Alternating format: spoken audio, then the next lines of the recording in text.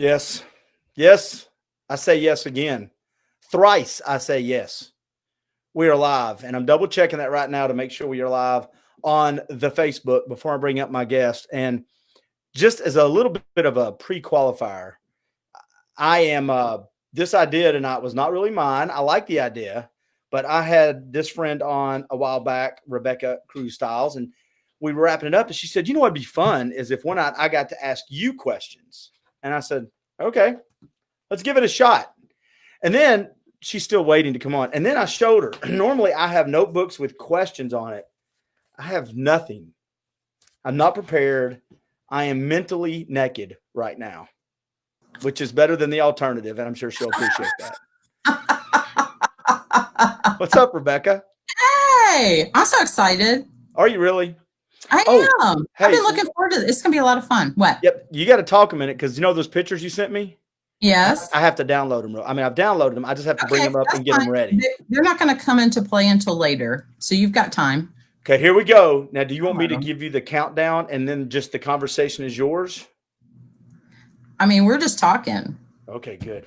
Let's get into it. You good with that? Yeah, it's all you. Sweet. Okay, so Clint Powell. Yes, ma'am. You know, the last time you interviewed me in your podcast, I did come up with that idea of, you know what? I got to thinking about how I can't even remember the last time anyone interviewed you via podcast or actually radio. I remember back in the day, you used to come in and, you'd get interviewed once in a while, but it's been a minute. It's been a long time, right? The last time I was on, I'm making sure I got all these pictures ready in the queue. The last time I was on with Gunnar Miller. I don't know if you knew who Gunnar Miller is. Gunnar. That doesn't sound familiar. I don't know. It was January of this year. He is a former UTC linebacker, professional wrestler, and he's got his own podcast. Yeah. And then there's another girl named Rebecca, and I was on, not different Rebecca Tennyson. Not as cool, but she's okay. Super cool, but it's hard to beat the Rebecca. I mean, come on. But yeah, so I've been on twice, but with other ones. But to be honest with you, I think maybe that's it in the last 4 or 5 years, other than, that's it. Yeah. Well, I know. That's why I thought, you know what? It's time that somebody interview Clint Powell. There are so many people out there that have actually gotten to know you through your podcasts and really still don't know as much about you as they probably like to know. So I thought, you know what? I got you to agree to it on the podcast so you couldn't back out. Yeah, right. So here we are. Sneaky. It was sneaky of you. So excited. It was a little sneaky. I mean, you got to be sneaky. Sometimes you got to be sneaky, Clint. But anyway, so I've been really looking forward to this, and I promise it will be completely painless. But you're a professional reporter too, so you know what you're doing. That's the part that scares me. You've done this for like really important people before. Back in 1989. But no, this is going to be fun. And I wanted to start off with just talking about really your business. Mm-hmm. Know that, I've known you for a long time, and I have known, you have an extensive background in radio sales. Obviously, that's where I met you when we were working at the Radio Ranch across town. You left there to launch your own business where you were helping companies market their businesses and their brands, and you started doing Marketing Mix Radio. I think was your first radio show, was it not? Yep. It's actually when I left the radio station the first time in 2004, I actually started a billboard company with a business partner. That's right. I forgot that. Yep, we owned that for about 3.5 years, and the market went crazy buying billboards. As far as the big fish started eating the little fish, and Lamar Outdoor came in and said, we want to buy your business. It's funny, me and my business partner went to breakfast with the Lamar attorneys, and we were on a scale of 1 to 10 in Chattanooga. We were a 3. We were not a very big company. We had like 11 or 12 faces. Mm-hmm. And we both agreed, look, we didn't start this business to sell it. We're going to retire. This is our, that's what you want to do. Well, so we went to breakfast at Cracker Barrel and Ringgold. And the lawyers slid this piece of paper across. This is what we'd be willing to offer you after our due diligence. They had already been working on it for about 30 days. And Mark and I both looked down at it. We go, And I said, can me and him step outside and talk for a minute? And they go, yeah. And we both looked at each other and like, hey, we're selling. Yeah. Screw retirement. That good, huh? Nice. And then after that, I went back into radio. I helped Dale Deason for about 2 or 3 years. That's right. You did do radio, but you were doing it kind of as a contractor, right? You didn't go full. Okay. And Dale Deason is one of the most creative, nicest human beings on this planet. The earth is better for having Dale Deason. Agreed. I love him. Yeah. Good person. And so talented. Yeah. And, I think that people don't even realize, unless you know him well, I recognize his voice in so many commercials and on the radio and TV as well. And I'm like, oh, there's Dale. There's Dale. Well, if you've heard a Barn Nursery commercial or a Kelly Subaru commercial, you've heard Dale Deason. Right, correct. But he does more than that. He does do Harrah's Cherokee Casino, and he's got some other big clients. So he is, extremely talented. Extremely talented. And then after the Dale Deason stuff, I went into radio for about 2 years managing, and then I started my advertising company for about 8 years. And okay, so what year was that? What year did I start the advertising company? Yes. I left the talk stations again, talking KZ and everything in 2012, the second time. And then I jumped back. I started my marketing company, and then I shut the marketing company down about 1.5 years ago after life. And I still do some stuff on the side, but I shut it down because, bad decisions, and I was doing good. We had good business, but Clint, on a scale of 1 to 10, I was good at 6 things, pretty good at 1 or 2 things, but those other 1 or 2, I wasn't smart enough to listen to people smarter than me. And it's what happens. I didn't practice what I preached, and it cost me. Wow. Yeah. Are any of those people who tried to warn you still in your life? Do they say, I told you so? Oh, there's some of my best friends. They don't tell me I told you so, but I mean, there's 3 or 4 of them. I don't mind naming Pryor Bacon and Jeremy Price. They're good friends. We'd go to lunch and they'd say, have you thought of doing this? But I'm so smart, right? You already know it all. Yeah, I'm good.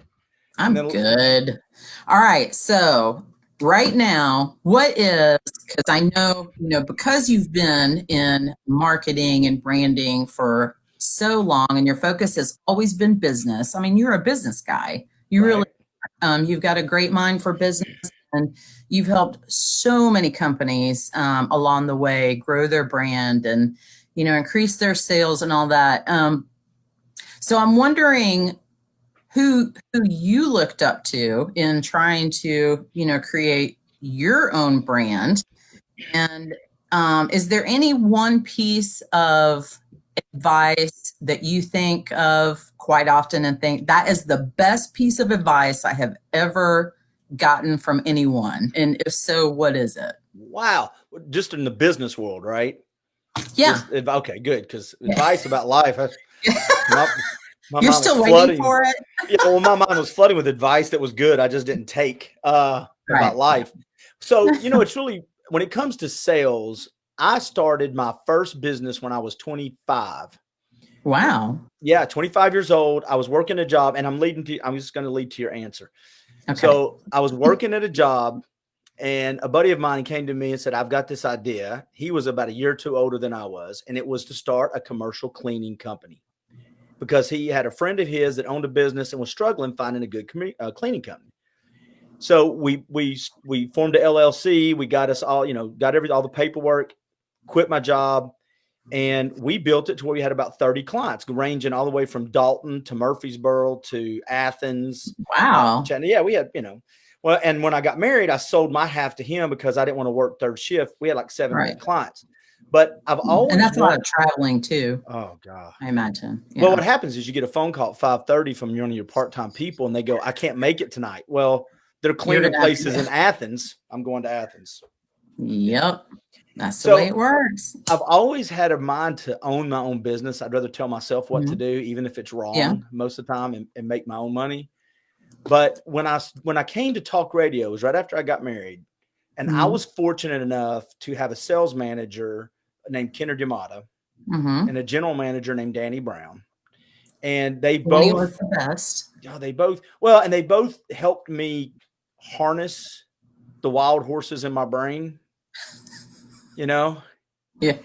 And so I don't know if I looked up to them because me and Kennard are about the same age and he was a new sales manager, but I think that structure and that training on how to take your personality and actually make it a system and a process, because your personality will get you so far, but if you don't learn the craft, learn when to shut up, when to talk, when to hustle, when to slow down, then you'll either burn out or you'll always be the guy that could have been. And those two guys really helped me harness that more than anything. And then I'll be honest with you, I've always looked up to Dale Deason on the creative side. Me and Dale are, I think kindred spirits on creative, but I think starting my career off with those two guys helped a lot. No doubt. Oh, I imagine so. Yeah. Danny was one of a kind. The industry could use some more Danny Browns today. Absolutely. Yeah. But, I don't know if the industry now at Danny Brown. I don't know if I think Danny was hardcore, but I don't know, to be honest, I don't know if there's a lot of room for guys like Danny Brown anymore, which is sad because I think Danny is better than they are. Yeah. Well, and he focused on the product and, integrity. I mean, he was big on integrity always and telling the truth and doing a good job. And the sales came because of that. And I don't think that's really most people's philosophy, at least in the radio industry these days, which is a shame. It is. And I think you nailed it. I think both of them, if I would kind of restate what I said, both of them helped me focus on people and process, and the profit would come. Yeah. So exactly. If you focus on the people, that old quote, if you build people, people will build your business. That's what they both kind of live by. So, yeah. And as far as following that. Yeah. As far as advice to businesses, it sounds corny, but it's all in telling is, first of all, learn how to know what your story is and learn how to tell it effectively. And then do what I didn't do. And that's get good people around you, not just people you hire, get good people in your life and then listen to them. Even when it doesn't make sense, trust someone. If you trust them enough, give it a shot. Nice. I like that. Okay. So you brought me to a question I wanted to ask you anyway. So what is Clint Powell's current elevator spiel? Just stop it. Just don't even go there. I'm living in COVID. I'm the boy in the bubble. I live with an 80-pound dog. You preach to businesses about, knowing what their elevator speech is. So what is Clint Powell's? I help businesses and people learn how to tell their story. Nice. Perfect. That's what I do. Simple to the point, and that is what you do. Yeah. I like it. Good job. And most of the time, most people don't even know they have it. Most sales reps, here's what I found. Most sales reps learn to tell the company's story, which is vital. Correct. But they forget, as a salesperson, you have a story that you probably don't spend as much time on. That's true. That's a really good point. Okay, so Clint Powell, I want to talk about podcasting. So when was it that you first started doing podcasting, and what is it that got you into doing them? Because I asked that because I kind of remember the time frame of when you started doing podcasting, and it was way before anybody was doing it. It wasn't cool yet, and every person didn't have a way to do podcasting from their homes. Now everybody thinks they can do it, which is not true, as you know. But you've done great at it. So what was it that kind of pulled you into that? Well, I've always, how this is. When you're in sales, you want to be on the air. And when you're on the air, you want to go do sales. You think you could do their job. Yes. And so when I worked in radio, I always was terrified of being on the radio, but I always was intrigued. Like I wanted to do it, And every now and then Dr. B or Quake would let me slip in, or Jeff would bring me in to talk about something, obscure or like rugby or something stupid. Yeah. And when I started doing Marketing Mix Radio about 7 or 8 years ago, I realized that I love doing it. But again, the conversations were so choppy. I have 11 minutes. I have 10 minutes. I have 12 minutes.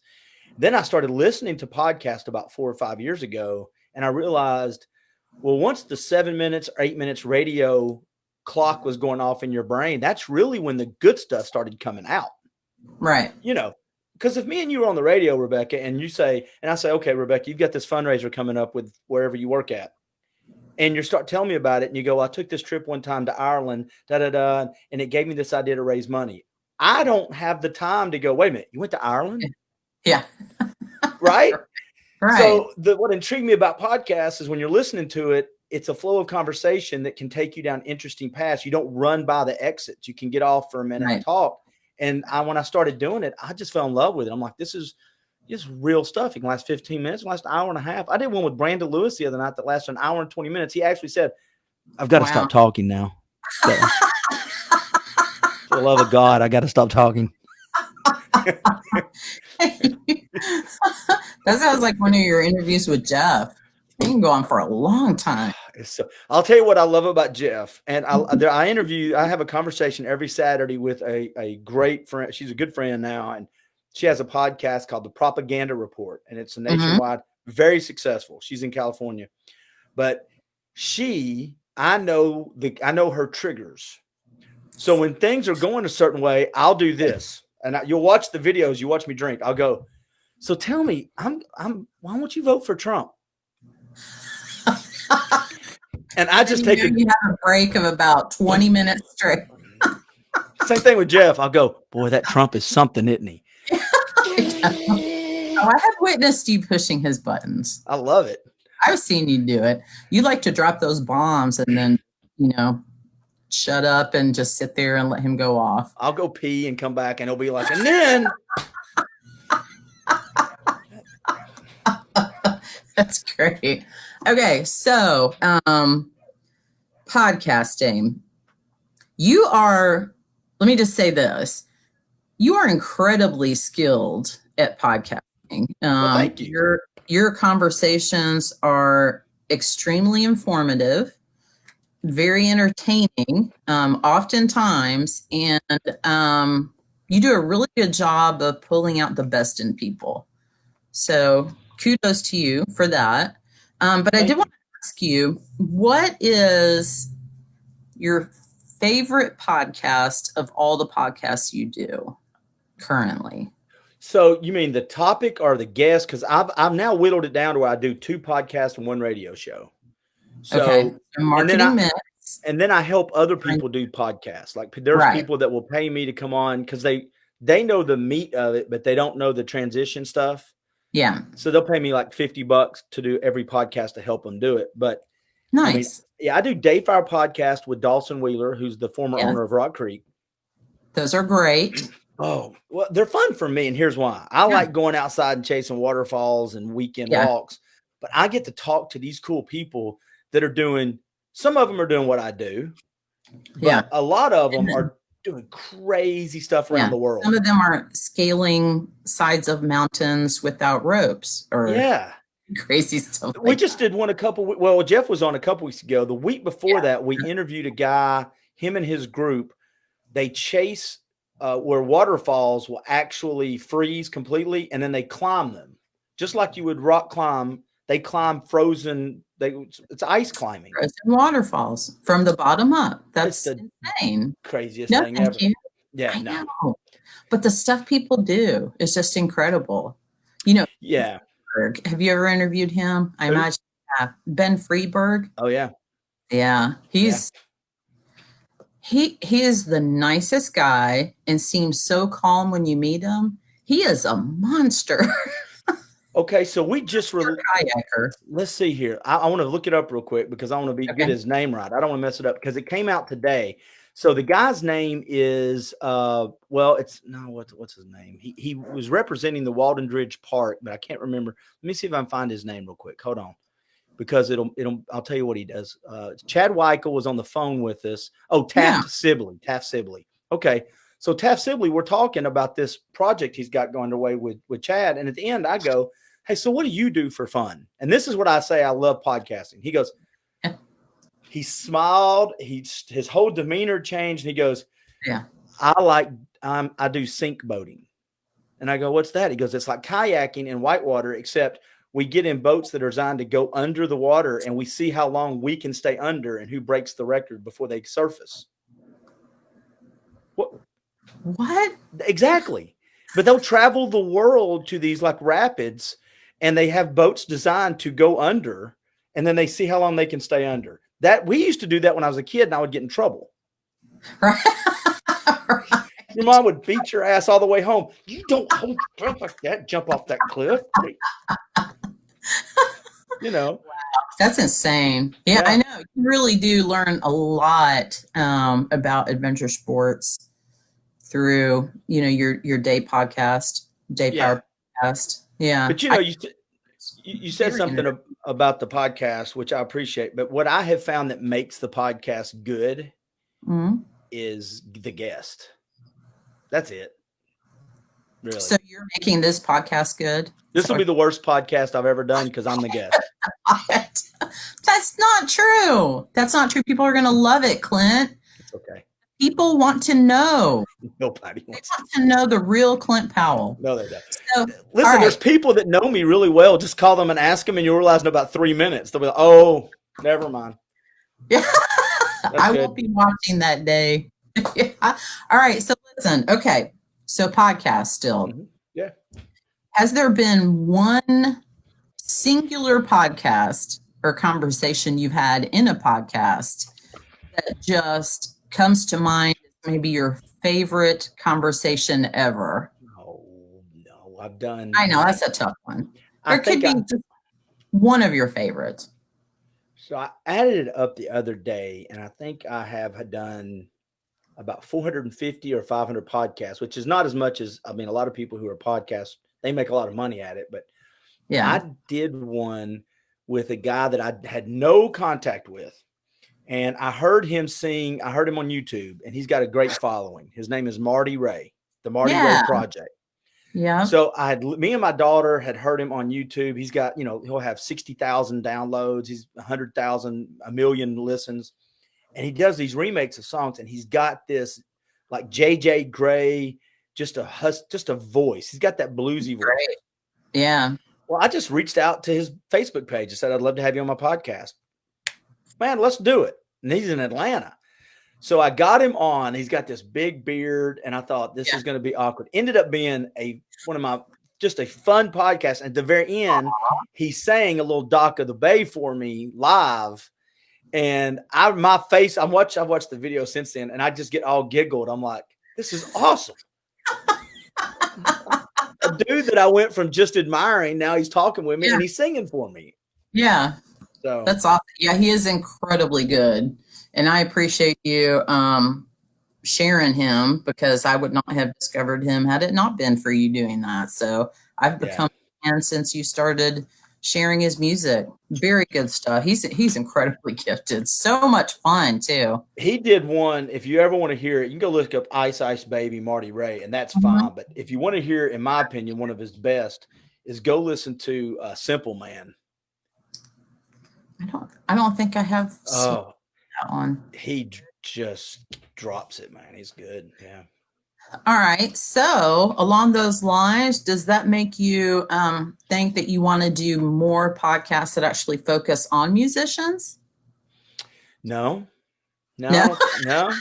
Just Marty Ray. Well, Marty Ray. You know what attracted me to Marty Ray was his personality, and he was doing a little something that nobody had done. So I'm more attracted to the personality. Right. Because I've interviewed During the Break podcast, I've interviewed performers like Jermaine Purifoy, Marty Ray, to NFL players, to adventurers, to you and Jeff. I like personalities, and I really don't care what you do. I just want you. Right. I want to find what the person can be cool. You know how this is. A really cool person can make something boring seem cool. Well, you do a good job of pulling, the coolness out in people. So that's a talent. Well, I think I know the trick. Do you? Mm-hmm. Yeah, I think that's the meaning of life, what I'm about to tell you. Share. Okay. Is it 42? No. You ready for this? I'm ready. Okay. I am not a professional podcast radio person. Your husband has the ability to do this, but it's intentional. And it comes from a comfort level he has because he's authentic. Mm-hmm. I am completely comfortable being clumsy with my words. Sometimes I'm super articulate, and then sometimes I'll say like 5 times, Yeah. and I don't care. And I think when you're on with somebody and they see that you're willing to be the one that's not the professional, but it's just Yeah. really, it's hard to tell people you're just going to have a conversation when the other person is. Yeah. So tell me. Yeah. That's Number not a, one. yeah, that's not a conversation. 3-part question. Yes. And then they lean into you. So why did you vote for him? Yeah. That's not a conversation. I would punch you in the face. Get out of my head if you're that close. So I think people get comfortable when you're okay being comfortable too. Right. So yeah, that's great. That's great. Okay. So podcasting or radio? If you could only do one, which one can you not live without now and why? podcasting. Yeah. Well, because I have more control over podcasting. And I have more control. The conversations can go as long as I want them to. Mhm. And again, I use Jeff, but most radio shows tend to have a theme or they tend to Right. be pigeonholed. With podcasting, at least how I've set it up. And there's people that help podcasters that would tell you I'm doing everything wrong. And they're probably right because I'm not making as much money as other podcasters. But I'm not pigeonholed. Dayfire is very specific. It's about the outdoors, Sure. big Right. umbrella, right? Right. But what I do is on personalities. And to me, I could not live without that. And I'll be honest, it's probably saved my sanity during COVID. I bet. This is my social Outlet. Yeah. It's your outlet. It's the way that, you connect to the rest of the world. It's also dangerous though, because I'll be honest, because I do this I'll do this 5 or 6 hours a week, and then I don't feel like I need to see human beings. I'm okay without human beings now. Wow. I really am. My parents will tell you, they're like, "Are you all right?" I'm fine. Yeah, I'm good. I'll go by and see them about 3 or 4 times a week and wave at people from the yards, but I don't need. It's made me very, I don't know, just this. Yeah, you're good. Just staying at home Just and wave at you. ordering stuff on Amazon. No, because I'm broke as a convict. I don't order stuff on camera. Netflix. I don't even have cable. I Netflix and order pizza, and then me and my dog will take a walk. Okay. And have a fire pit. Your dog, Sam. Sam the dog. Yeah, I feel like I know Sam. I've never met him in person, but I feel like I know him. He's a sweet dog. Yeah, he's old. He's 13 years old with bad hips, and he and I both have a lot in common. So poor thing. Yeah. You have bad hips too? I have an artificial hip, yeah. Do you really? I did not know that. I had it replaced 9 years ago. Wow. Yeah. Because I abused it with just being, trying to be an athlete, which I wasn't great at, but I loved doing stuff. And then genetically, God had gave me, gifts, and genetically, and probably my hips and joints just weren't part of those gifts. Gotcha. Yeah. So your hip is supposed to do this like that. Yeah, and it didn't. Yeah. No, my hip does this, which means it was just slipping out. Oh, ouch. Yeah. So you'd be doing some kind of physical activity and your hip would it would start hurting severely. I would give it. The older you give out, it wore it down. But now it's titanium. So nice. Sure. Okay, well, so that is a good place to actually transition professional Clint to personal Clint. Oh. Are you excited?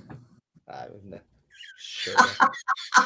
Come on, it'll be fun. No, I do want you to talk a little bit about where you grew up, because I know you're a local guy, right? Eastridge. Did you grow up in Eastridge? Yep. Grew up in Eastridge. Yep. Went to Eastridge High School, graduated in 86, went off to Carson Newman College and came back. So, the area has grown a lot Hmm. in that time, right? So you being a local guy and having, grown up here, you've been in the area pretty much your entire life. What, looking back, at the difference between, when you were younger and now, what are some of the things you see that you love about how much it's grown and how much the area has changed, and what are some of the things that you don't like, and it's because of that same growth, do you think? Does anything come to mind? Well, yeah, you're talking about the East Ridge area. Yeah. Yeah. Or Chattanooga as a whole, just the entire area. Well, when I grew up, Chattanooga, downtown Chattanooga, you were not supposed to go to downtown. Right. You were only going to downtown for a couple of things, and none of them were centered around God, church, or positive stuff. Nothing. Right. Yeah. So so I love what downtown has become since the late 70s and the 80s. Of course, the traffic is horrible. So if you talk about good and bad, East Ridge. Yeah. Now, when I grew up, East Ridge was a place where everybody wanted to move to. Hmm. Everybody, it was, Really? oh, the school, everything. Wow. If you talk to people, they will tell you East Ridge back then, and I'm not talking about only from a money perspective, but East Mhm. Ridge was basically like the East Brainerd was a few years ago. Okay. I So do in remember that. East Ridge had a great school. Now we were Mhm. not known in East Ridge for our diversity. We were not, Right. yeah, we were not known for the most diverse, the neighborhoods. But it was Right. really weird though. We still embrace diversity. We still, for some Mhm. reason, in my brain, I really didn't know that because I was fortunate. I grew up with people that looked different than me as far as my friends in the gym. The gym introduced me to people that were way different than me. And so Mhm. I don't remember growing up and that being a detriment, right? Right. But the good thing about East Ridge changing is now it is a lot more diverse. I think that's a good thing. It did go through a 10 to 15-year slump where property values went down. It was really close to becoming, as people used to say, Ross Boulevard. But I got a buddy that used to live in Rossville. Rossville used to be a good area. Right. Exactly. Everything goes in cycles. So Yes. I love the fact that East Ridge is coming back. I call it the Yeah. comeback. And the one thing that did frustrate me, and it was about 15 years ago, East Ridge, I was helping some people do some political stuff. And I remember that they hired this company, this big advertising firm, to do this. They were helping them do all this stuff. And Mhm. I was going to lunches with some of the city council or people that I knew, and I was like, "You do realize inside the city of Chattanooga, I mean, inside the city of East Ridge, there are at least 5 or 6 major marketing players, like people that ran R&R Outdoor, me, people Mhm. in radio, people in TV. Why don't you just put a little committee together and save the hundreds of thousands of dollars you're spending? We're invested. We would help, you know." And of course, it frustrated me because they paid this company and they never took advantage of the number one thing that Eastridge has, and it's the most convenient place in Hamilton County or North Georgia. Sure is. If you live in Eastridge, you can complain about a lot, but I can be downtown, North Chattanooga, Hickson, Ringgold, all in 15, 20 minutes like that. Sure. Yeah. Yeah. Well, minus the current construction that's going on. That's Yeah. maybe putting a little damper on that. But you're so right. Yeah. That's And I love the growth that's coming. And I'll finish that up with just saying, I love the growth yeah. that's coming. I think that I'm happy to see it. I will say I'm becoming the grumpy old man because I'm serious. I want the development, but I don't want it Yeah. as close to my house because now I got to deal with Right. traffic, Yeah. which So sucks. you still live in East Ridge Yeah. now? Okay. hmm Yeah, Yeah. cool. Very cool. So I love Eastridge. I think Eastridge is great. yeah. Yeah. I mean, it's a cool place. Um, and it has a lot going for it. And I imagine with the development, that has happened over the past few years and continues to happen, that's just going to continue to grow. I mean, the more businesses you get, the more stuff you get, that comes along with it. So that's exciting. Well, it's like a domino effect. I mean, and everything down Ringo Road a lot of it, not everything, but falls inside those opportunity zones. Hmm. And Kelly, Southern Hearth. I just interviewed Clay Dennis. I know. Southern I saw that. Power Sports. Tim Kelly, Right. they're moving out here. Uh, and then you've got all that stuff going into Camp Jordan. So it's coming slowly but surely.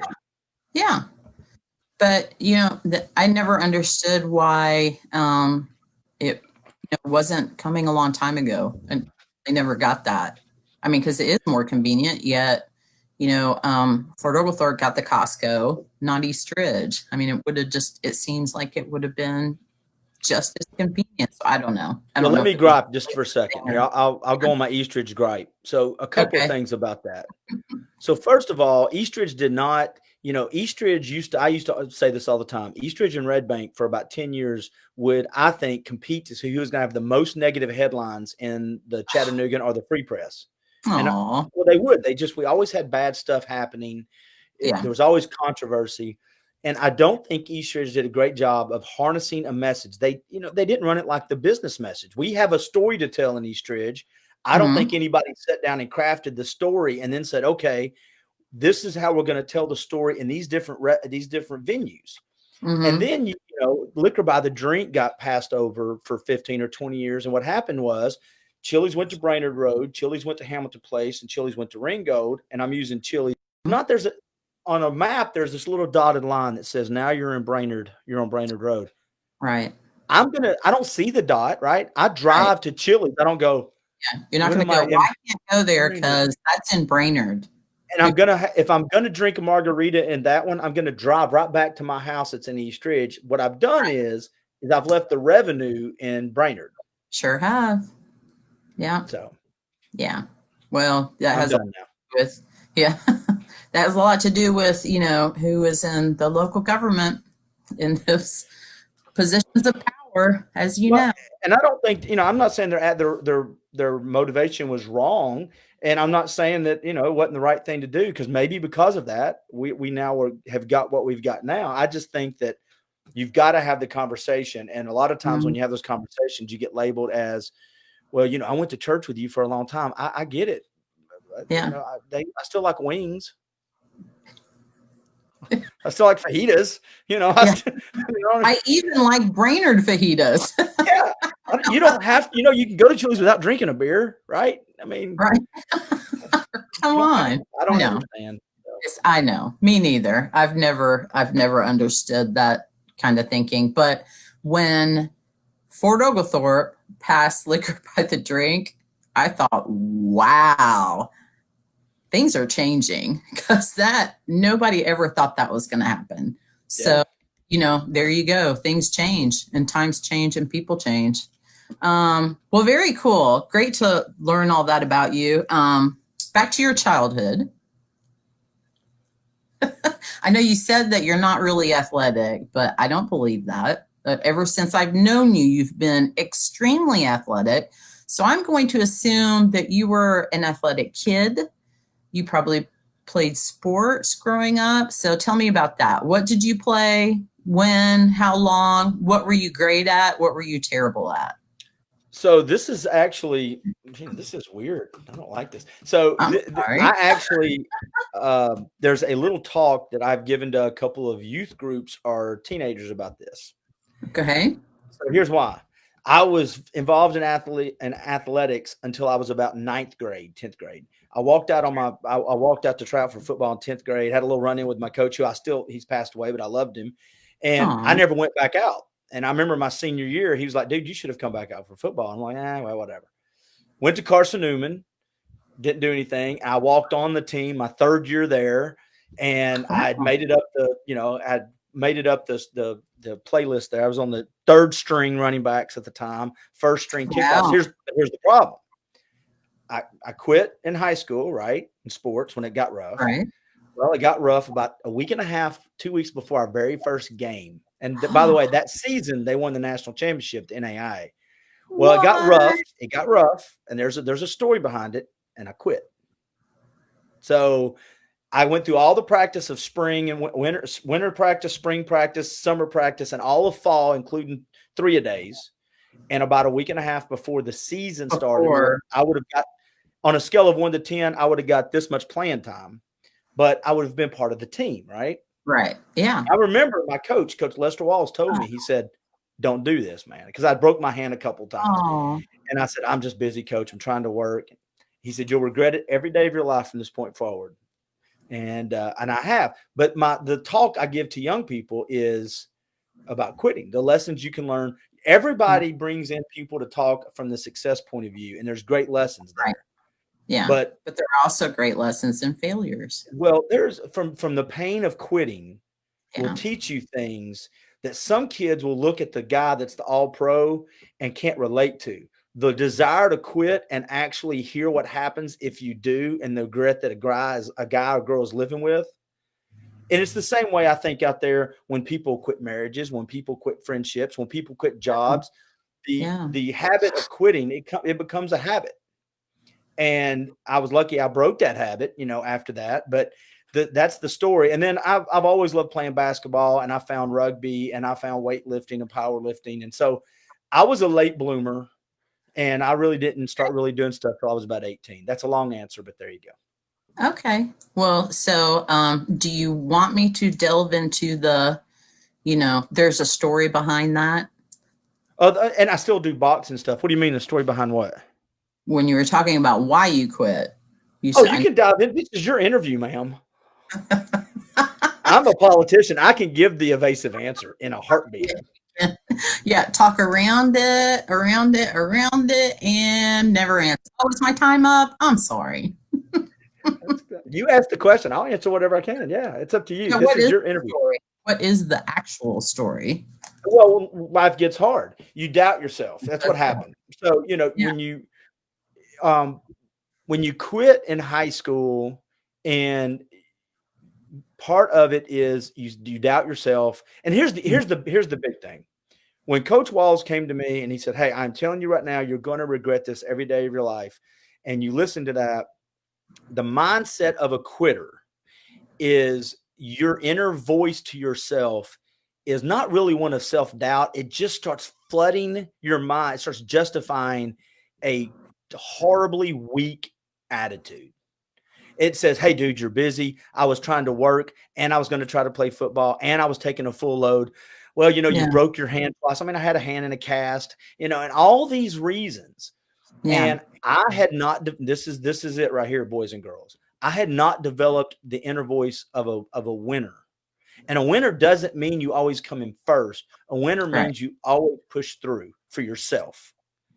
And Nice. yeah, so my inner my I could I could do all these great things outside, but inside I was just weak.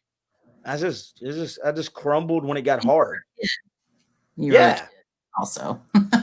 Well, yeah, but I'm just saying in over time, I wish somebody I wish that I had developed the inner voice and that inner dialogue that could push through all that.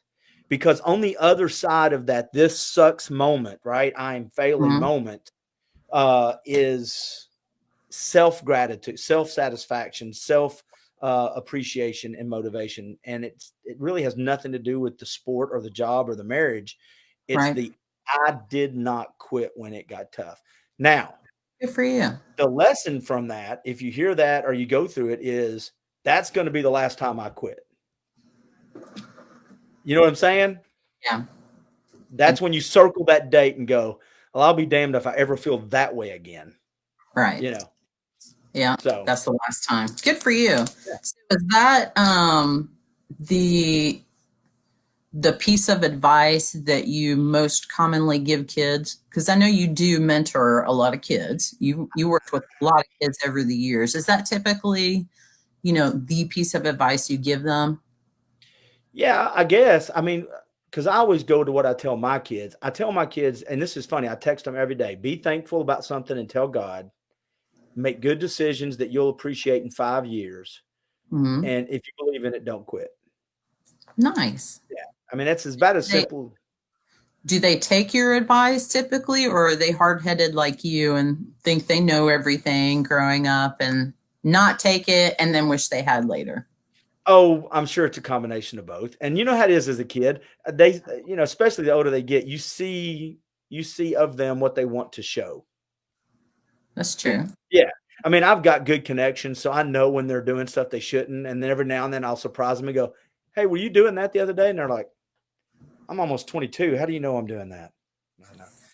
I will tell you this is funny. Okay. My dad, when I got in a fight. I think I was 20 or 21. I was on a basketball court in Brainerd, and it was just a bunch of people. And I played outdoor basketball. I grew up playing outdoor basketball, and I Mm, got into it with this guy, and we got in a fight. And I get home. My dad worked in the car industry. It was on a Saturday, and I got home later that night. We're talking, and of course, it was a weekend, and I was talking about what I had to do for work the next week. I drove a forklift at the time in the summer, and he looked at me and he goes, "By the way, what was that fight about you got into today?"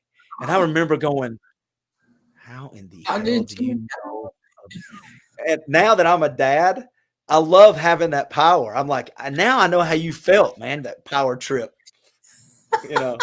Well, of course, now, our poor kids, are growing up with social media. They can't get away with anything. I mean, we'll always know, you know? Yeah. Yeah. So, I can think you there's imagine? Can you imagine if you had social media growing up and every stupid thing you did or said was caught on camera or in writing and shared over and over and over again? no, Different life, wouldn't it? it would be very different. And I think I'll be honest, I think kids I think I'm not saying we were better kids. I just think we were better off. I mean, we had to go out. We had to, I can't remember who I was talking with about this, but when we were growing up, we would leave with our friends. Right? And even if I was in elementary school, middle school, couldn't drive yet, but we would go neighborhooding, right? Yeah. We had to figure out our stuff. If we had conflicts with Yeah. each other, if there Right. were disagreements, if we were bored, all of these things we had to organically just kind of figure out on our own if we were getting bullied. Yeah. And now first of all, kids, I don't think go neighborhooding anymore. No. And I don't think they're left to their own devices enough Right. to figure that stuff out. And same when we got older, I would be places I probably shouldn't have been, or I'd go places and get into some issues. And it was up to me to take what my mom and dad said and either use it or not use it. And I Figure it kind out. of Yeah. suffered the consequences. Right. I drag raced my dad one night, didn't know it was him. What you did? Okay, I was going to ask you the stupidest thing you ever did as a kid, but you got to tell that story. That's great. Yeah, that's not the dumbest, by far not the dumbest thing I ever did. It's pretty dumb though. I've been put in the back of a squad car and asked, it was weird. Anyway, so I think I was 16 years old. And I hadn't been driving that long. And so I didn't have my own car. I had to share my mom's car, my mom and dad's car. Well, my mom had this black Monte Carlo. So I had to Nice. back in the day, you T-top? had, huh? T-tops? No. It wasn't a T-top. It was half the T-top. roof was vinyl. It was a nice car though. It was all black with black windows. It was nice. So I remember I had to ask mom and dad, say, "Hey, Saturday, can I use the car, go out and with some buddies?" And they were like, "Yeah, you can use the car, leave it, whatever, be home by 11:30 or 12." I was 16 on a Saturday. I said, "Okay." So I just picked up my two buddies, and I think it was maybe 7:30 or 8. I just picked them up. We had come down Belvoir and hit Brainerd Road, and we were going to take a right onto Brainerd. We take them Germantown, and I took a right onto Brainerd Road. Well, we come up to the stoplight, and there's this little 300ZX Nissan next to me with just limo tint windows. Well, my dad worked back in the day at a place called Standard for Datsun. Used to be Okay. Standard for Nissan, and it's where the Hunt Nissan is now, or Nissan of Chattanooga. Well, he was a manager there, which means he got a demo car whenever he wanted a demo car. So So I was not that's home like who he what? I didn't know what car he had drove home that night because I'd already gone, right? So this car, he was going to mess with me. We pull up to the traffic light, and I see him go, whew. And I go, my two buddies, right? I go, well, whew. Well, the light turned green, and I let go. I smoked and abandoned that bad boy to the next traffic light, which was a ways. I mean, I was probably going 80 miles an hour down Brainerd Road. Easy. And I come up to the traffic light, and of course, I beat the 300, which he was letting me win. Anyway, real slow, pulled up next to me, and out of nowhere, the window just rolled down, and there's my mom and dad. And I had the windows down, and he just looked at me, and my dad just looked at me, and he goes, See you at the house in about 15 minutes. Yeah. It was 8:30, right? So, I mean, literally, I just picked the last guy up. See the house in about 15 minutes. Yep. Right back to the house. That was fun, guys. I don't know if anybody's been beat when they're 16 years old, but it is not fun. Okay, so what I want to know is, did your dad know it was you and he was just messing with you? Oh, Or yeah. Okay, so Oh, yeah. he knew it was you as soon as he pulled up, and that's He weird. had the window down. He could see me. Like entrapment. See, that would have been the argument that I went with. Come on, Dad. Uh-huh. See, what you don't understand about Papa Joe is there was very few words. There was no time for a defense. It wasn't mounting a defense and Gotcha. explain to yourself to me, son. No, Yeah. none of that. Let's discuss this. There was none of that. Needless to say, I was the 10th grader and 11th grader getting dropped off at school by his mommy for the next 2 weeks. Aw, that's a great story. How many people can say they drag race their own dad? Yeah, there's many of those stupid moments. Many. So many. All right. So let's play a fun game. Uh-huh. You've got all the pictures. Which one do you want to go with first? I sent them to you in order. Yeah, but when they came up, let me see here. Hold on. Okay. Let me see if I can go back and find it real quick. I've got them downloaded. I just don't know what order you sent them to me in. All right. Okay, so I'll tell you what. The first one should be the one that's actually a collage with 4 pictures. Oh, yeah. I got it right here. Here we go. So let's pull that one up. So I went through and scrolled through your Facebook page and just wanted to ask you about some random pictures. So this was the one I wanted to pull up. Tell us about this. So my daughter got her driver's license about a month ago, and it's really weird. I don't want to play. I mean, I don't have. It's not a favorites thing, because when your boys do something for the first time, it affects you differently on some things. Like when I watched Jacob play football, or he just played rugby. But when I think it's because she's my last young kid. Youngest, yeah. It does make a difference. Yeah, when she got her license, it freaked me out. So this is her pulling up into the driveway next to me. And I look over and she starts doing all these stupid things. And I go, as a dad, right? Because I don't get to see her as much because she lives with her mom most of the time right now for COVID. Sure. And so as a dad, I'm like, let me capture this moment, which we couldn't do in the 80s. Right. You know, that cube camera with the cube that you couldn't hold it out or get the Polaroid. So this is me taking a picture of her and her being silly in 4 different pictures because she's a 16-year-old silly heart. She's so fun. Oh, she's the best. She's so fun. I can remember when she was not little bitty, but you know, when I first met her, she was probably 6, 7 years old. No, that would have probably been Jacob, because she's 16. So she was born in 2004, which means you would have not. I've known you since before that. Right. When did you start working at the Radio Ranch? What year do you remember? 96. Okay, so we started at the same time then, yeah. Yeah, but I don't remember meeting your kids while we worked together there. It was much, much later. I don't think I think I met Katie actually before I met Jacob. Oh, okay. Yeah, then she was 7. That would have made her 11 or 12. I mean, something like that. 2011 or 2012. She's a sweetheart. She's funny too. She's got your personality. Both my kids are way funnier than me, and they're way quicker than me, which means when I start having conversations with them, I'm always coming up with what I should say back about 30 minutes after they're gone. Right. Yeah. You know? Yeah. You're stupid too. They're not here anymore, but yeah. I'm responding to a question. You know what I like to do to my boys when they start arguing back and forth and insulting each other, because that's what boys do. You know, actually, your daughter and son probably do that still because it's just a sibling thing. I always like to pipe up and go, "Your mom." They're like, you can't use that because you're our mom. I'm like, it works every time. It'll shut you up.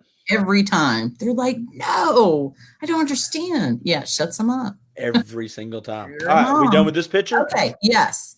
So next one is the one with you and both your kids in it. Right there. It's the one I had. Yeah. So Yeah. these are some cute pics. Yes. So the one on the right of me and Katie, we're at the sculpture fields about 2 years Okay. ago, and then that's me and Jacob. I can't remember where we're having lunch, but Jacob has gone through kind of a transformation the last 2 years. He played football in high school. He's about 6'1", and he played at about 250. He got out of high school, and he was about 260 or 265. Played rugby. But the last year and a half to 2 years, he just started super focusing on his diet and working out. He's lost 70 pounds. Wow. He's down to like 190. He looks great. Wow. He feels great. He's working hard. Yeah. And he is, everybody calls him, I call him Payback. He was at a football camp. So the coach that was at Eastridge that I told you about, who I loved, and he used to, I got in an argument with him, and it's the reason I walked off the field in 10th grade. He was also our driver's ed teacher, Coach James. And he had his big college ring. He would turn around on his hand. He had this ring. And as you were driving, he'd wrap his arm around you and he would pop you in the back of the head if you were doing something wrong. Easy there. Well, his son is the coach now. Well, his son, Tim James, had a football camp when Jacob was about 8 or 9. And he won camper even amongst the older kid because he was so good. And he nicknamed him Payback. And Payback has stood because he acts just like me. There you go. So I call my parents up on a weekly basis and apologize. But that's great. He is probably one of my favorite people on planet Earth. He's a great soul. Great soul. Yeah. Yeah. That's awesome. Yeah, they're good kids. Okay. So next one, let's see, which one do we want to pull up? The Halloween one. This is great. Every time you post this picture, it makes me laugh. So that look on your face. I got to give a shout out to 2 friends. So the guy in the mask is a guy named Andy Craig. He's a good buddy of mine. Okay. And he's just a good friend. But that is a buddy of mine, used to live there. He's moved recently, but he's still in the Eastridge area. So another buddy of ours named Josh McClam. And now Josh and his family, they put on a haunted house in a neighborhood like no other, just out of pocket haunted house. Him and his friends start building this thing at the end of August. Wow. They're serious. He'll have 500 or 600 people come through this on Halloween. Holy Easy. cow. So now he lives over here closer to Camp Jordan out in the wooded area, and he's built one in the woods. I was part of it last year. I'm staying away because of COVID this year just because I'm the sissy married boy in the bubble. But he's got friends over there. They use, I think it's 150 to 200 wooden pallets. They've got strobe lights in the woods, but he'll have the neighborhood packed out. But that was at that blue tent behind there is where people would used to enter. Okay. And then the haunted house was behind it. But yeah, that's Andy Craig at our buddy Josh's house. And those are some good times. Yeah. Yay. All right. So next one, a throwback to you on the couch with Jacob. Oh, yeah. Yeah, that's Jacob, our Sunday afternoon naps. We always would start off watching the Tennessee Titans and ended up like that. Oh, yeah. Both of you? Oh, every time. Did you fall asleep before he did? I don't know. The risk was both of us would end up peeing our pants. Both of us would drool. But yeah, I bet if we could zoom in, there might be some. 100%. 100%. You're super short there. And what's up with that little goatee thing you got going on? I had a goatee from the time I was 26 till about 5 years ago when I grew the beard. And before I was 26 or 25, I just had the mustache. Okay. You're welcome. Wow. Okay. Yeah. Too bad I didn't find any pictures of that. Well, that's funny because this next picture, I actually have one. You just can't see it. It's see-through because in the summer I get blonde. Everything you see, Oh, I'm okay. multicolored. Like I get like Throw it different. up there. This was my favorite picture.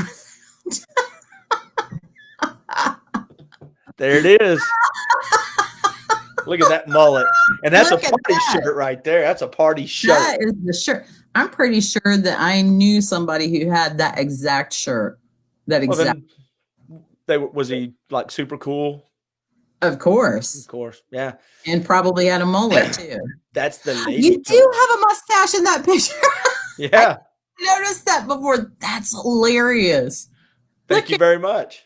with your mullet and your stash Shake your hair like and that when you get out of the pool. Well, here's cool the shirt. I thing. think you had a members only jacket too. You And so mind your own business. You mind your own damn affairs. I don't Thank you think very there's much. anything wrong with that. I may I have had flight probably had the pants. same thing. I may have had I flight probably, pants. you mean parachute pants? We called them flight pants, and that's what we broke. We Okay. did break dancing in. You know, we just whoop. Yeah. Oh, we were so cool. Yeah. And you remember the jelly shoes? Had those too. You I remember had kangaroo shoes. Do you remember kangaroos? no. Look up kangaroos. They had on the side of the shoe a little Velcro or zipper where you could put your key, a little pocket on your shoe. And that's where I would stick my money. So when people wanted my lunch money, because they would take it because I wore Right. kangaroo shoes. Yeah. Give me your lunch money. Because you wore kangaroo shoes. If you're wearing kangaroo shoes, you're an And they easy would mark. know that you had money in the little pocket on the side. Duh. Yeah. So My that hair did not was work out well for you. my hair is so curly though, to be honest with you. When I would come out of the pool, I was Billy Ray Cyrus mid back. That's great. Yeah. That's great. I have to tell you just one quick story about Jeff, and then we'll move on.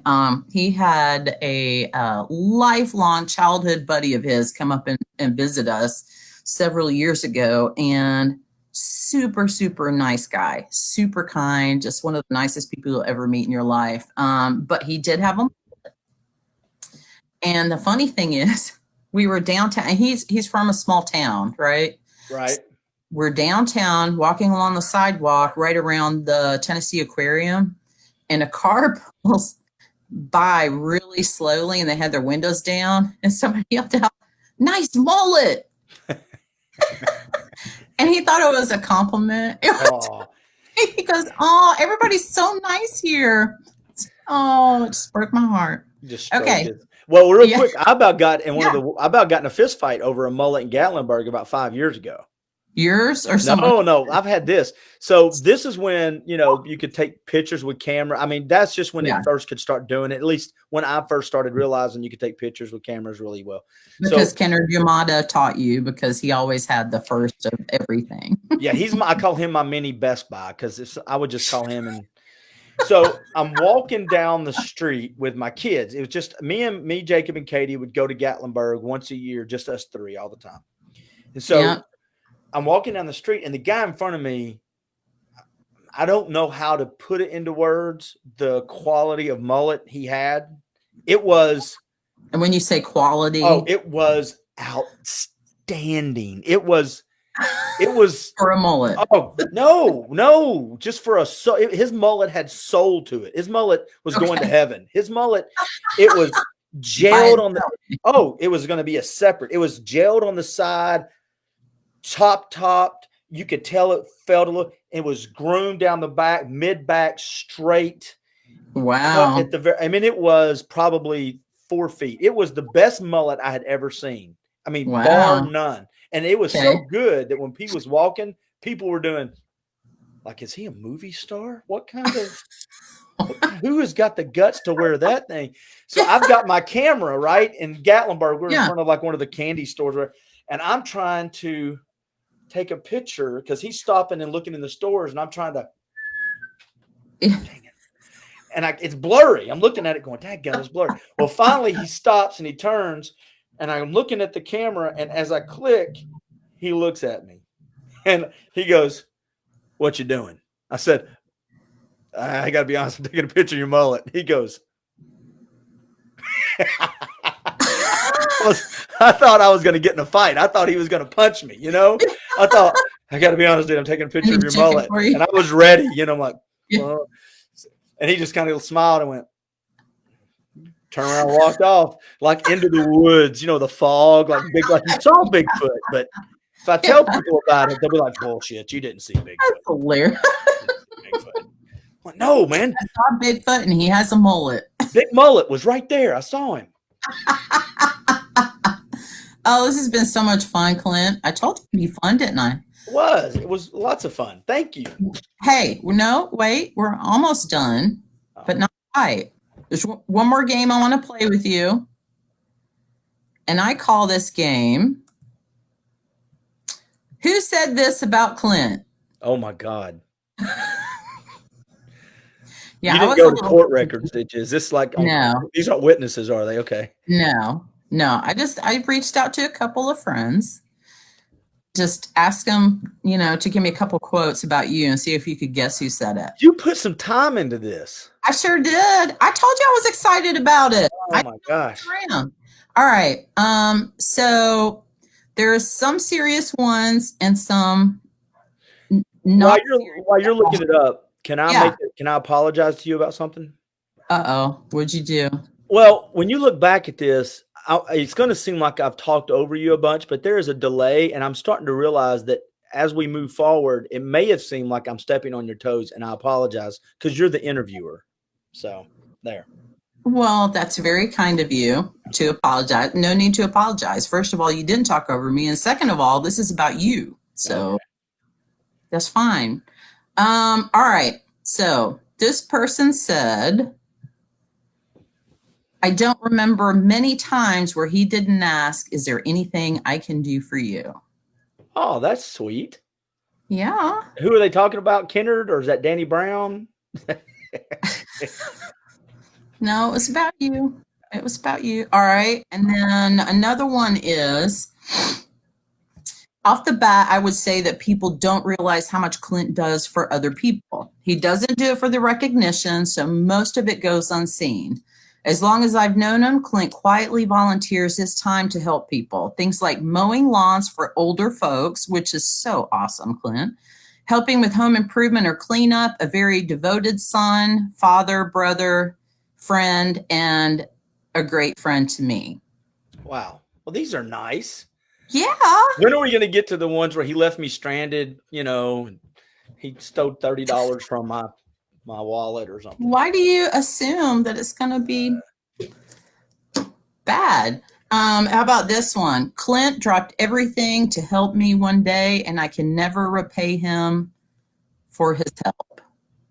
That's a good one too. Isn't that nice? Yeah, this is really nice. And I got to be honest with you.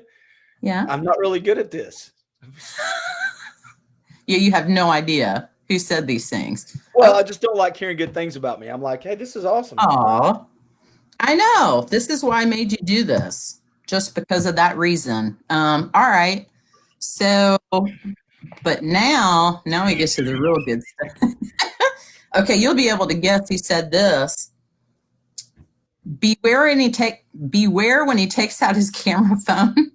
He's getting ready to prove why he has no friends. Oh, I can't remember that one. I don't know who said that one. It wasn't manager. You do. Say it again. Say it again. Okay, say the quote again. Hang on. Let me pull it back up again. When he takes out his camera phone. Takes out his camera phone. He's getting ready to prove why he has no friends. Dan Manager. No. Jeff Styles. No. Oh, I don't know who said it. Are you going to tell me? Is this a guessing game? Or are we leaving them I'm going to tell you. Oh, after we go through them. Oh, okay, cool. All right. Oh no. I'm not even sure I can read that one. Was it from a guy or a girl? A guy. Oh, well then yeah, you can read it. It could be bad. Okay, how about this one? Ask Clint about the 5-pound bag of marijuana he smuggled from Chattanooga to Cleveland, Ohio. In his ex-wife's minivan. I know you know who said that. Well, there could have been one of 4 or 5 people. There was 4 or 5 of us in the van. So I know the small group it could have come from, but yes, Uh-huh. yeah, that's a good story too. It All was right, not we're gonna pot, by save the that way. It for was not next time. marijuana, by the way. Just so everybody knows. I know. I knew it wasn't. All Yeah. right, But so real quick, I didn't know it yeah. wasn't, and neither did the police officer next to us. Oh, That's gotcha. Next to yeah. you. Yes. All right. So how about this one? When he was into his bodybuilding phase, he kept showing me pics of him and his wife in what appeared to be underwear. It really made me wonder about him. But then I just realized he was just weird, and that's okay. I've never shown those pics to anybody that did not ask. Damn it. This is a stupid game. No, it's not. This is a No, fun game. it This is a is the fun best game. part of the whole interview. Those pictures Okay. are stinking great, though, by the way. Okay, so this just one more. Oh, you're fine. This is Now fun. I'm debating whether I should, but it's just too funny not to share it. So Oh, no. remember, I'm just reading the quote that someone else wrote. These are not my words, simply reading them. But it's pretty funny. Clint was the first person I ever heard use the phrase to describe an odor. Wait a minute. Hey, Rebecca. Huh? You froze up, and nobody heard that first part. Start over. Okay. Yeah, I didn't want to miss it. Thank you. Yeah, you're All good. right. Here we go. Clint was the first person I ever heard use the phrase to describe an odor. It smells like ass in here. Then I learned that he played rugby, and I realized that he would know better than most. He's been at the bottom of more piles of sweaty men than RuPaul. That's Dan Manager. You tell Dan Manager. No, it wasn't. It's not. No, that was okay. That was El Jefe. Oh, was it really? Speaking of smelling like ass, tell Jeff I said hi. So the quote from El Jefe, Dan Manager, and Rich Mazingo. Oh, I forgot one. I'm so sorry. Hang on. Wait for it. I forgot this one. It's very important. But it's a good one. Okay, here we go.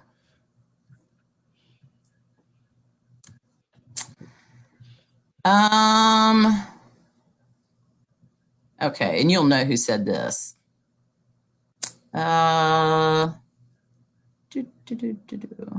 When he walks into a room, he lights up the world. He has a heart for people as big as the ocean, and he is my friend.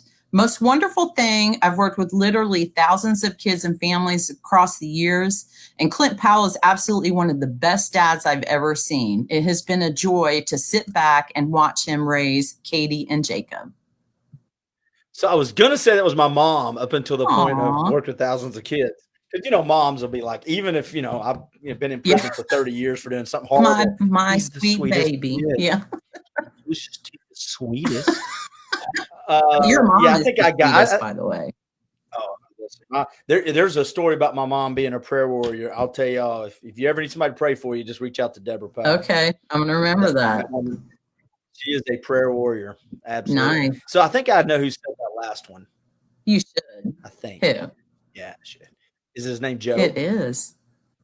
Yeah. My friend Joe Smith. Yeah. Well, I mean, if a guy like that's giving a compliment, then that's You're doing something right. That dude is, you're talking to a guy that's foster. He raised, 19 kids. He's adopted 17 kids. I do know that. Yeah. He's amazing. Well, really, I mean, when you think about actually how many kids he's raised, it really is in the hundreds or thousands. I mean, and then you see how his kids, and then how his kids have turned out. I mean, they're doing kind of the same thing now. So he's raised kids to help other kids. Yeah. So. That's awesome! Yay! Hey, you tell me when you're done because then I'm gonna steal the show. Okay.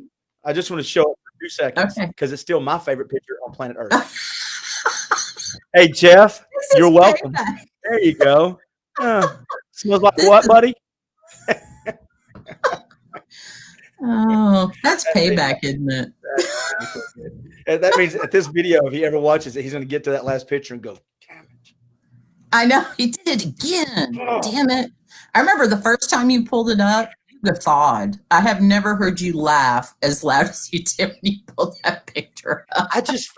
When I first saw it, it made me, there's a different kind of happy that it made me. I've never, there's levels of happiness, and that happiness, it hit that chord. And I was like, this makes me joyous to see that picture. I felt like I saw the Bigfoot mullet again. Oh, you're bad. Hey, this has been so much fun. Thank you for doing this. Great idea. It's been Yay. fun. And, we'll go back to normal. And in a few weeks, me and you'll do another one. I'll pick your brain. All right. Okay. Sounds good. You got it. Oh, by the way, just real quick, did you get a chance to watch or listen to rather my Rockerology podcast I did with Jeff? No, I didn't. But I've got it. I've got it saved right here on my little queue. It's on Awesome. my queue. Well, the only reason I asked is because you have numerous times suggested that Jeff and I do a podcast together. So that's I thought it was just you were taking it over and Jeff was not going to be there. No, he was there. But I mean, I picked all the music and, I'll listen to it tonight. It's I've got you queued up, and then I've got Gunnar Miller did one. So I have the button on Facebook you can save. Yes. So this week I saved that one. I saved Gunnar Miller's, and then there's one other person's I saved. And then over the weekend, I just try to catch up with them or try to listen when I can. But I will definitely listen. Did you like doing the podcast? Yeah, it was a lot of fun. It was fun. Yeah. I don't think he's going to let me come back, but. Have you thought of doing one on your own? No. Oh. I mean, I don't know what I talk about. You're good at this. Oh, thank you. You should. See, I think you would be good at doing a news podcast because I think you have a heart for news too. Maybe not. I don't know. I do. That's true. Maybe next time me and you will do one in Spanish next time. You want to? Yeah. That would be interesting. That would be one word to describe it. Si quieres hacerlo, podemos. See ya. I got nothing. I was just kidding. Yeah. I was joking. All right, we'll stop it now. And then tonight or tomorrow, I'll go check out the podcast. Tell Jeff I said hi. Awesome. I sure will. Thank you so much for doing this. And by the way, thanks to Robert Starnes and Kimberly Jones for your comments. This will be fun. We appreciate you watching. It was fun not to have any notes. Thank you. Yeah, you're welcome. See, it was painless, wasn't it? You were all nervous about it, but come on. Yeah. Right? Yeah, I was a little nervous, but I should have known better. You're good at this. Thank you. Rebecca? I didn't put on the hot seat too much. No, but Jeff threw me under a bunch of guys, so. I mean, he's got to do something, Hey, thank you very much, Rebecca. Thank you. Have a good one. See you, everybody. Bye, Rebecca.